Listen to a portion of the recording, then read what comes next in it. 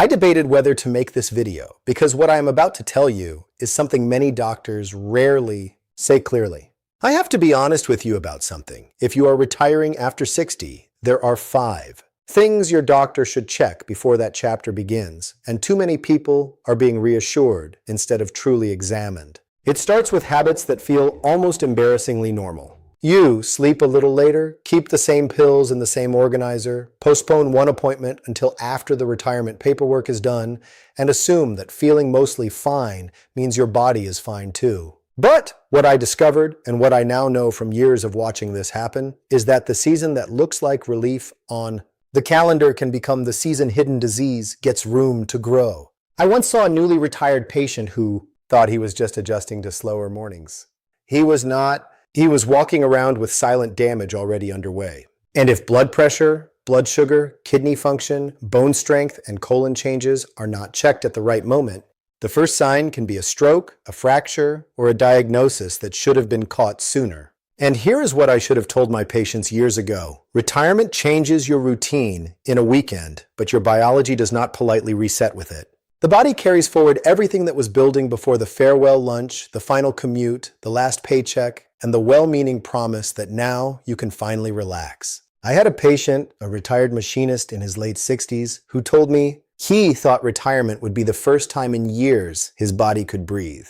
3 months later, his headaches were more frequent. His ankles were swelling by evening. He was waking twice a night to urinate, and he had started keeping candy in his pocket because he felt strangely shaky by late afternoon. He blamed the heat, the stress of forms, the change in schedule, even boredom. So what is actually happening in the body during this transition?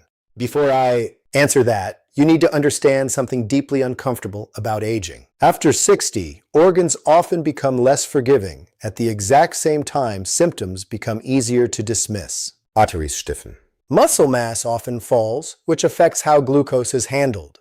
Kidney filtration may gradually slow. Bone remodeling becomes less efficient. The colon, which should move waste in a regular rhythm, can start sending mixed signals that people wave away as diet or stress. And that is the trap. The danger after 60 is often not dramatic. It is subtle enough to get a free pass. People expect a siren. What they get is a little more fatigue, slightly blurrier thinking, a little constipation, a little less stamina climbing stairs, a little dizziness when standing, and maybe a lab test that gets delayed because now life is supposed to be enjoyed, not spent in waiting rooms. The part of this story that still bothers me is how often retirement itself becomes the explanation for problems that were already building underneath. Blood pressure rises because sleep, salt intake, alcohol, movement, and stress change all at once. Blood sugar drifts because the body is moving less while eating out more or snacking more. Kidneys come under strain from dehydration, blood pressure medication changes, and over-the-counter pain relievers that seem harmless. I treated one woman who thought her slower walking was just part of getting older, only to learn after a minor fall that her bones had been thinning for years without a single baseline test. And colorectal changes can remain quiet for a long time, which is exactly why delaying screening after retirement is so dangerous. The fear is not theoretical. It hides inside ordinary days. And what I found when I started looking harder at these 5 checks was even more unsettling.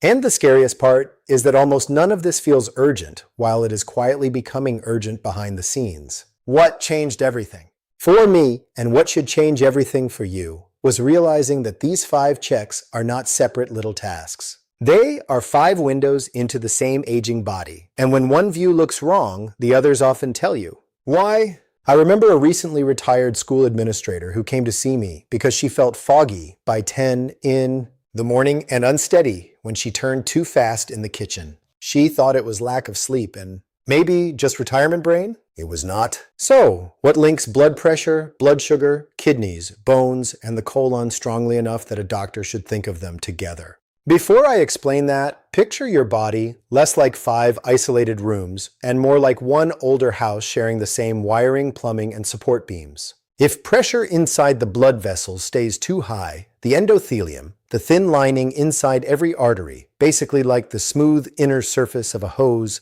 loses some of its ability. to relax and protect itself. Once that lining is irritated, the heart works harder, the brain becomes more vulnerable, and the kidneys pay a price because they filter enormous volumes of blood every day. And kidney damage does not just stay in the kidneys. Those organs help regulate fluid balance, blood pressure signals, and mineral handling.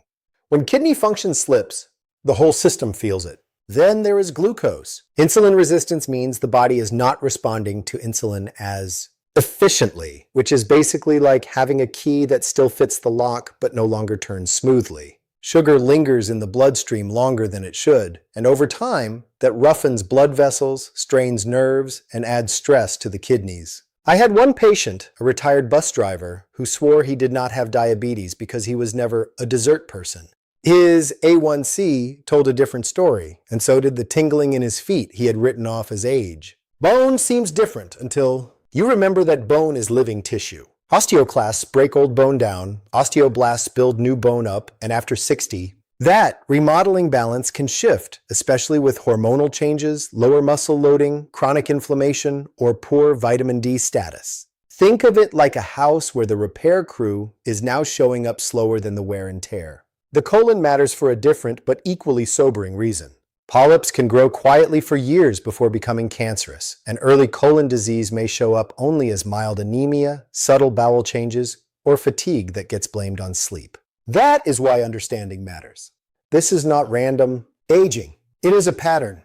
Retirement often gives you the first real pause, long enough to notice what the body has been whispering. But the hidden truth underneath that pattern is the part that genuinely shook me. Inflammation can rise. In the background, circulation can worsen, and even balance can change before anyone names the pattern out loud. That was the moment I stopped thinking in isolated diagnoses and started looking for one connected story. I wish I had known this sooner, because the truth is, the real danger is not only that these problems are common, it is that retirement can disguise them as harmless lifestyle changes, and sometimes even doctors are too quick to accept that story. A patient I cared for, newly retired after decades, running a small business, told me she was proud of how well she was slowing down. She was napping more, walking less, eating whenever she felt like it, and assuming the bloating, the leg cramps, and the strange afternoon exhaustion were her body finally unwinding. But why does that story fool so many people? Before I answer that, you need to see how symptoms get renamed after 60. Fatigue becomes aging. Shortness of breath becomes being out of shape. Constipation becomes vacation food. Brain fog becomes stress. Back pain becomes posture. Needing the bathroom more at night becomes normal. And once a symptom gets renamed, it often stops getting investigated. That is the betrayal. High blood pressure can quietly injure arteries, heart tissue, brain tissue, and kidneys without causing pain. Declining kidney function can reduce waste clearance and alter fluid and mineral balance long before a person looks obviously sick. Bone loss can hide behind subtle height loss, poorer balance, or the simple habit of using the handrail more often. Colon changes may whisper through altered bowel habits, unexplained iron deficiency, or the feeling that food simply does not sit right anymore. The deeper shock is how these conditions collide. High blood pressure can worsen kidney damage. Kidney disease can make blood pressure harder to control. Diabetes can speed vessel damage and nerve injury. Kidney problems can affect vitamin D activation and mineral balance, which matters for bone. Bone fragility raises the stakes of every fall, and falls become more likely when blood sugar, hydration, sensation, and blood pressure control are off. I once saw a retired man after what sounded like a routine kitchen stumble. Everyone focused on the fracture because fractures are visible. But under that fracture was untreated hypertension, poorly controlled blood sugar, nighttime dehydration, and bone loss nobody had measured. The fracture was not the beginning. It was the announcement. And the part that still unsettles me is how often people are told they are doing pretty well for their age when nobody has actually connected the dots between those 5 areas. 5 checks can sound boring on paper. In real life, they can separate an ordinary retirement from a rapid loss of independence. The question then is not whether this is frightening. It is what you can do before the body forces the issue. And when one weak system finally reveals itself, the others are often already involved. That is why one event in retirement can feel less like a single problem and more like several doors opening at once, all of them leading to the same frightening truth. And here is the part I did not appreciate enough. When I was younger in practice, once you know where hidden risk likes to hide, you can go looking for it with purpose instead of panic. I had a patient in her early 70s whose daughter insisted she schedule what she jokingly called a retirement baseline visit. She nearly canceled because she felt fine.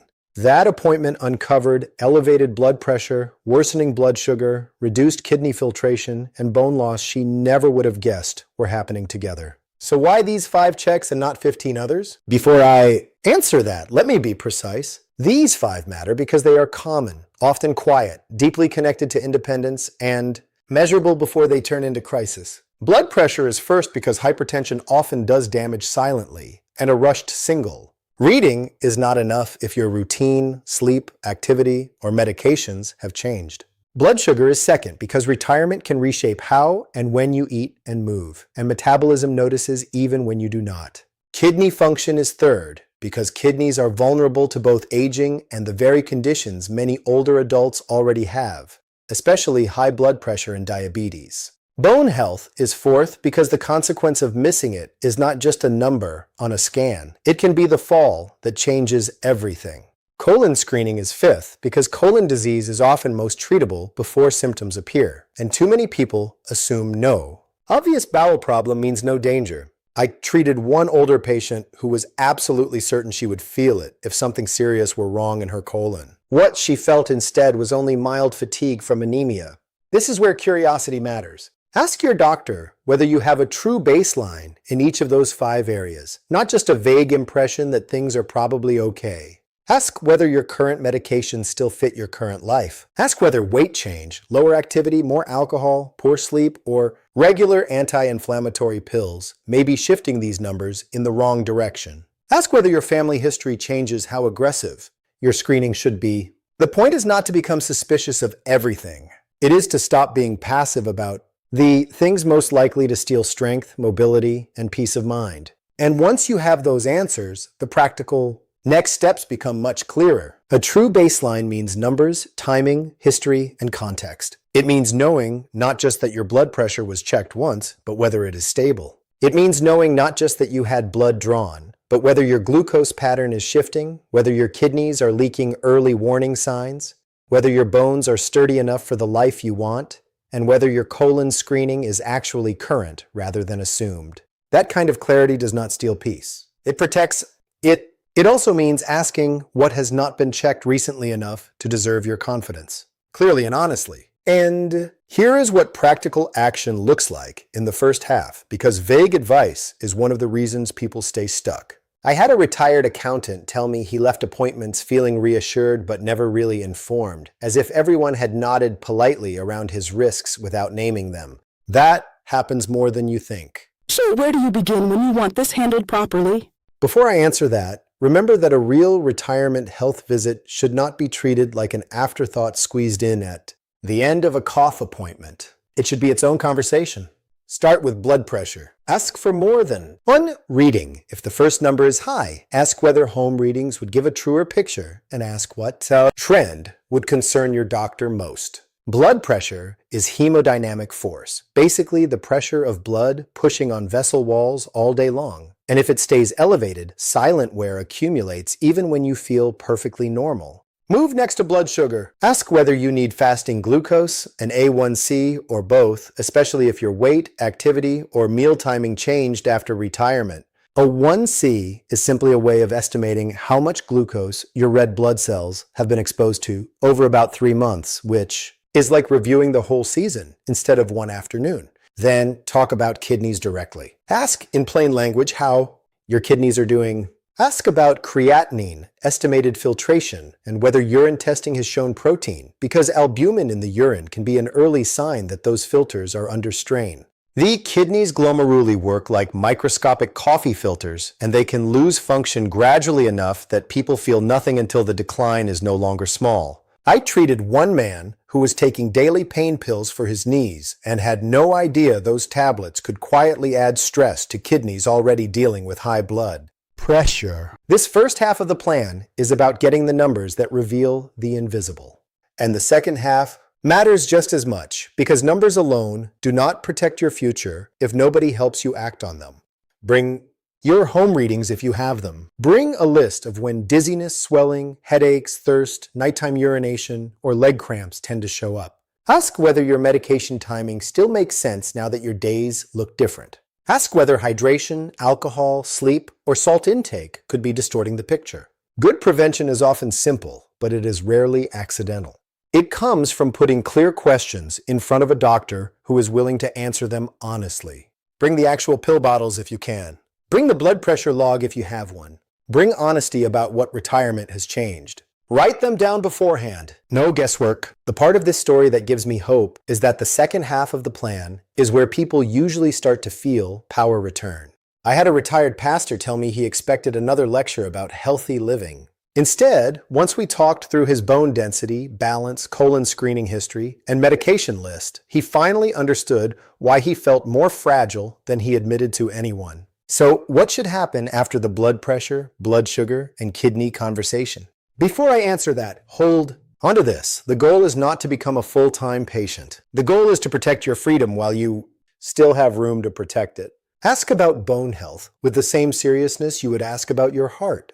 Bone density testing matters, but so do the questions around it. Are you losing height? Have you had a minor fall? Are you getting enough protein, calcium, and vitamin D? Are you doing any resistance work, even light resistance, to remind bone and muscle that they are still needed? Bone remodeling is influenced by load, hormones, nutrition, and age, which means a quiet sedentary retirement can weaken the frame faster than people expect. Then, ask about colon screening, without embarrassment and without guessing. What test did you last have? When was it? When are you truly due again based on age, history, and results? Colon screening is not about waiting for pain. It is about catching polyps or early disease before the body has to send louder signals. Now bring the whole picture together. Review every prescription, every supplement, and every over-the-counter pill. Ask what each one is for, what it affects, and whether any combination could be worsening dizziness, dehydration, kidney strain, constipation, or fall risk. If you have ever been told by a doctor that putting this off was completely safe, and now you are realizing it might not have been, I want you to type the word SAME in the comments, because you are not the problem here. You are not forgetful, dramatic, or behind. You are one of many people who were never shown how these pieces fit together. Once they do fit together, the next step is not panic. It is follow through, and that is where real empowerment begins. Then ask what happens next, not just what the results say. When should you repeat the test? What change would trigger treatment? What symptoms should make you call sooner? Do you need physical therapy, strength training, nutrition changes, or a medication review? Empowerment grows when you leave the visit knowing the plan, the timing, and the reason behind both. That is when retirement starts feeling less like a gamble and more like something you are actively protecting. And if the plan is vague, ask for more detail until it is not vague anymore. Ask what you personally can improve this month, not someday. Ask who needs to follow the results and when. I have seen confidence return to people the moment uncertainty is replaced with a real schedule, a real explanation, and a real next step they can follow at home. You just spent time learning something most people do not hear clearly until a diagnosis, a fall, or an emergency room visit forces the conversation. And I want you to know I understand what a heavy thing that can be to sit with. I made this video because I kept seeing the same pattern in my practice, in the research I read, and honestly in people I care about. Retirement was treated like a finish line, when for the body, it is often a handoff point. I had a patient not long ago, recently retired and outwardly doing everything right, who told me the hardest part was realizing that nearly every warning sign had arrived slowly enough to feel normal. That stayed with me long after she left. So what do I hope you do now? Before I answer that, let me say the most human part out loud. I am not asking you to fear aging. I am asking you to stop underestimating how worth protecting your next decade really is. Blood pressure, blood sugar, kidney function, bone strength, and colon screening are not abstract chores doctors put on a chart to sound busy. They shape whether you stay steady on your feet, whether your mind feels clear, whether you can travel without private fear, whether you keep lifting groceries, carrying grandchildren, getting out of a low chair, taking a walk after dinner, sleeping through the night, and trusting your own body instead of negotiating with it. I want you healthy. Not just surviving, actually healthy. And that matters to me more than I can really explain in a YouTube video. If something in this felt familiar, if it felt like it was speaking directly to your situation or to someone you love, please share it with them. Not to scare them, but to spare them the shock of learning too late that the body had been asking for attention all along.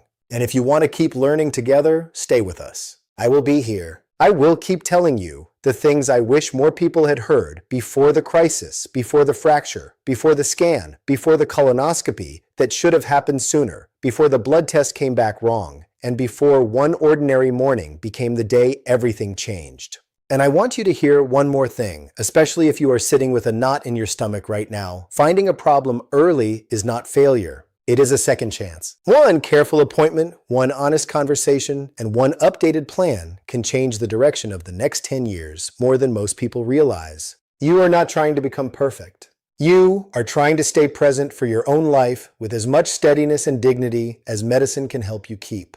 You are not behind. You are still in time to protect what matters. Please remember that tonight, tomorrow morning, and next month too.